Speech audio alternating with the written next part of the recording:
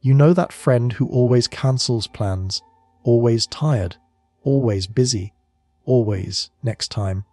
Most people think they're flaky. They're wrong. That person isn't avoiding connection.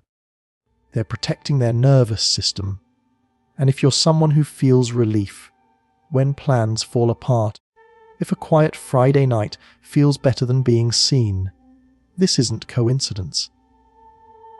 Today we're breaking down the psychology of people who prefer staying home. The ones society calls boring, but psychology calls regulated. Here's the truth most people don't understand.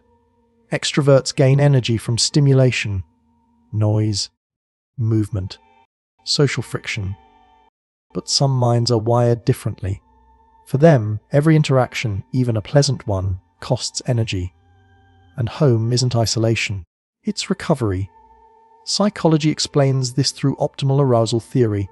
Some nervous systems need constant stimulation to feel alive. Others shut down under it.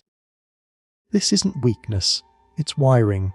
But it goes deeper than personality. The outside world is unpredictable. Unwanted noise, forced conversations, constant adjustment. At home there's control over sound, light, pace, space.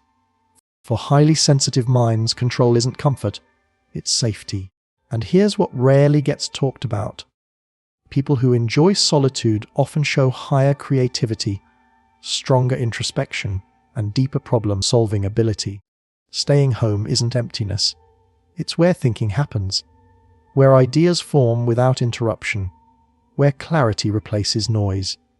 But society rewards visibility, not depth, being out, being loud, being seen. If your life doesn't look exciting from the outside, it's labelled empty. But what if your best life is quiet, predictable, undisturbed? That isn't failure, that's self-knowledge. Still, not all staying home is the same. Some people retreat because the world overwhelms them. Anxiety, trauma, depression that drains motivation. For them, home becomes both protection and prison. So the question isn't do you stay home? It's what does staying home do to you? Does it restore you, or does it hide you? One leads to peace, the other leads to stagnation. But for those who truly prefer staying in, they aren't missing out. They're opting out.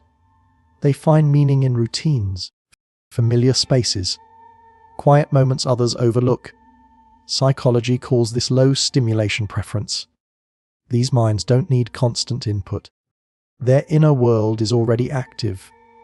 So if you decline invitations without guilt, if solitude feels grounding instead of lonely, if you choose comfort over chaos, you're not broken.